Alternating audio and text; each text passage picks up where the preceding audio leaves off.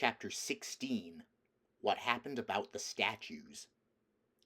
"What an extraordinary place!" cried Lucy. "All these stone animals, and people, too. It's like a museum." "Hush," said Susan. "Aslan's doing something." He was indeed. He had bounded up to the stone lion and breathed on him. Then, without waiting a moment, he whisked round, almost as if he had been a cat chasing its tail, and breathed also on the stone dwarf, which, as you remember, was standing a few feet from the lion with his back to it. Then he pounced on a tall stone dryad which stood beyond the dwarf, turned rapidly aside to deal with a stone rabbit on his right, and rushed on to 2 centaurs. But at that moment Lucy said, "Oh, Susan, look! Look at the lion!" "I expect you've seen someone put a lighted match to a bit of newspaper which is propped up in a grate against an unlit fire. And for a second nothing seems to have happened, and then you notice a tiny streak of flame creeping along the edge of the newspaper. It was like that now. For a second after Aslan had breathed upon him, the stone lion looked just the same. Then a tiny streak of gold began to run along his white marble back. Then it spread. Then the color seemed to lick all over him as the flame licks all over a bit of paper. Then, while his hindquarters were still obviously stone, the lion shook his mane and all the heavy stone folds rippled into living hair. Then he opened a great red mouth, warm and living, and gave a prodigious yawn, and now his hind legs had come to life. He lifted one of them and scratched himself. Then, having caught sight of Aslan, he went bounding after him and frisking round him, whimpering with delight and jumping up to lick his face. Of course the children's eyes turned to follow the lion, but the sight they saw was so wonderful that they soon forgot about him. Everywhere the statues were coming to life. The courtyard looked no longer like a museum. It looked more like a zoo. Creatures were running after Aslan and dancing round him till he was almost hidden in the crowd.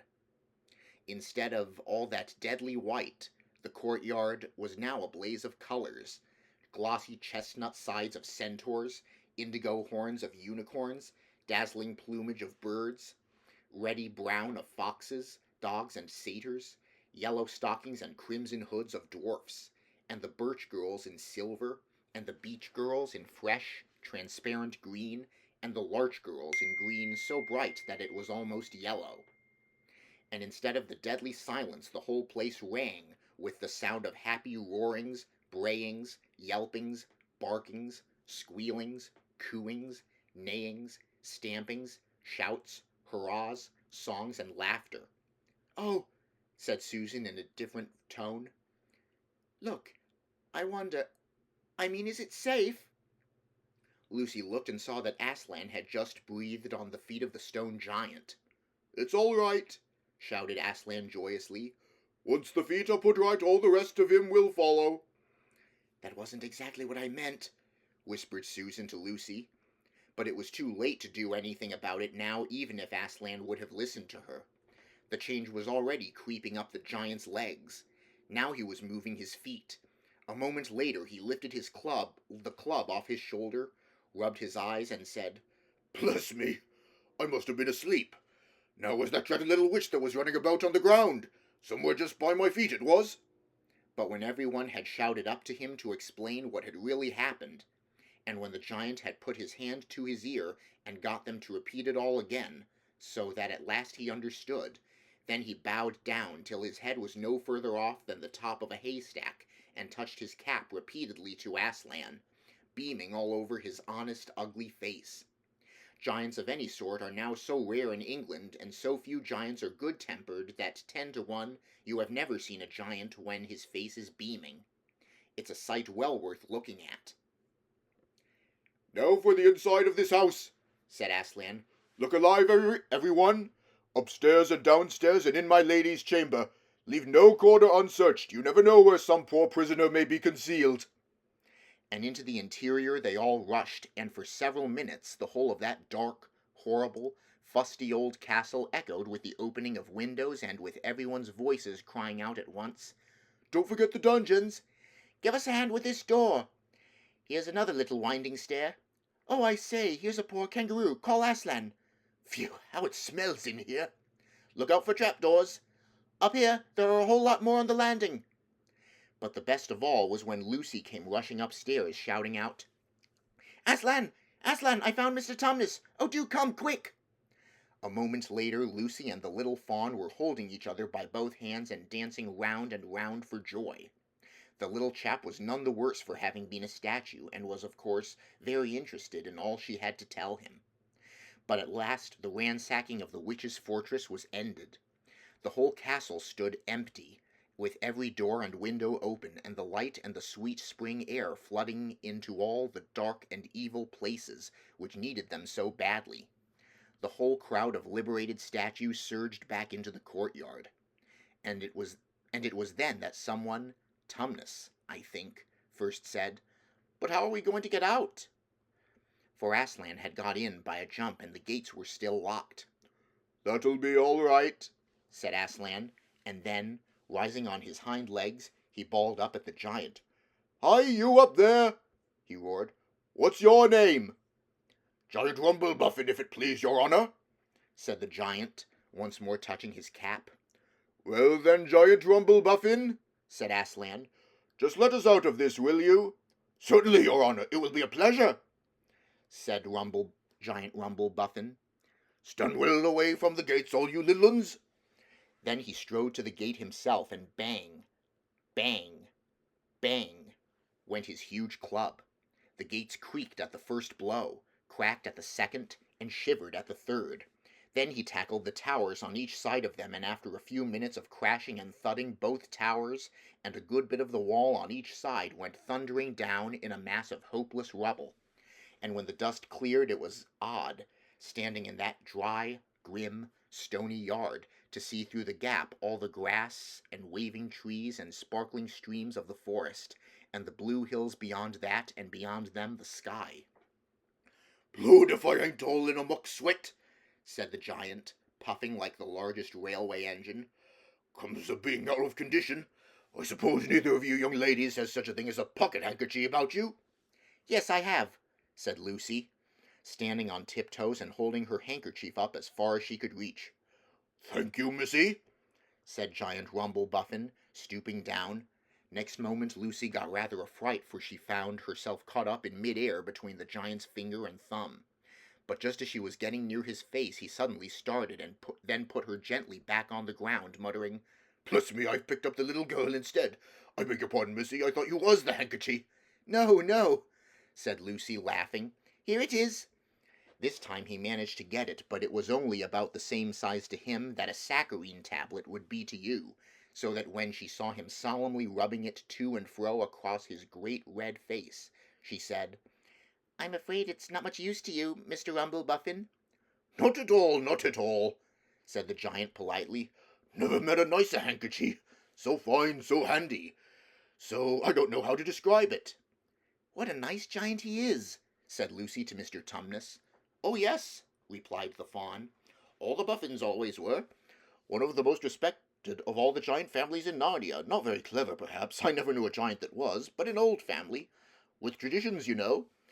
If he'd been the other sort, she'd never have turned him into stone.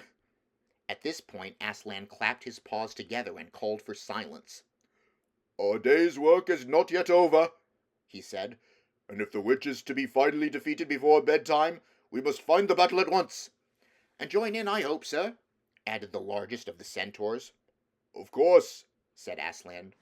And now, those who can't keep up, that is children, dwarves, and small animals, must ride on the backs of those who can, that is lions, centaurs, unicorns, horses, giants, and eagles. Those who are good with their noses must come in front with us lions to smell out where the battle is. Look lively and sort yourselves. And with a great deal of bustle and cheering they did. The most pleased of the lot was the other lion, who kept running about everywhere, pretending to be very busy, but really in order to say to everyone he met, Did you hear what he said? Us lions, that means him and me. Us lions, that's what I like about Aslan, no side, no standoffishness. Us lions, that meant him and me. At least he went on saying this till Aslan had loaded him up with 3 dwarfs, 1 dryad, 2 rabbits, and a hedgehog. That steadied him a bit. When all were ready, It was a big sheepdog who actually helped Aslan most in getting them sorted into their proper order. They set out through the gap in the castle wall. At first the lions and dogs went nosing about in all directions. But then suddenly one great hound picked up the scent and gave a bay. There was no time lost after that. Soon all the dogs and lions and wolves and other hunting animals were going at full speed with their noses to the ground, and all the others, streaked out for about half a mile behind them, were following as fast as they could. The noise was like an English fox hunt, only better, because every now and then with the music of the hounds was mixed the roar of the other lion, and sometimes the far deeper and more awful roar of Aslan himself. Faster and faster they went as the scent became easier and easier to follow. And then, just as they came to the last curve in a narrow, winding valley, Lucy heard above all these noises another noise, a different one, which gave her a queer feeling inside. It was a noise of shouts and shrieks and of the clashing of metal against metal. Then they came out of the narrow valley, and at once she saw the reason. There stood Peter and Edmund and all the rest of Aslan's army fighting desperately against the crowd of horrible creatures whom she had seen last night, only now, in the daylight, they looked even stranger and more evil and more deformed. There also seemed to be far more of them. Peter's army, which had their backs to her, looked terribly few, and there were statues dotted all over the battlefield, so apparently the witch had been using her wand, but she did not seem to be using it now. She was fighting with her stone knife. It was Peter she was fighting, both of them going at it so hard that Lucy could hardly make out what was happening. She saw only the stone knife and Peter's sword flashing so quickly that they looked like 3 knives and 3 swords. That pair were in the center. On each side the line stretched out. Horrible things were happening wherever she looked. "Off my back, children!" shouted Aslan, and they both tumbled off. Then with a roar that shook all Narnia from the western lamp-post to the shores of the eastern sea, the great beast flung himself upon the White Witch. Lucy saw her face lifted toward him for 1 second with an expression of terror and amazement. Then lion and witch had rolled over together, but with the witch underneath, and at the same moment all warlike creatures whom Aslan had led from the witch's house rushed madly on the enemy lines, dwarfs with their battle-axes, dogs with teeth, the giant with his club, and his feet also crushed dozens of the foe, unicorns with their horns, centaurs with swords and hoofs. And Peter's tired army cheered, and the newcomers roared, and the enemy squealed and gibbered till the wood re-echoed with the din of that onset.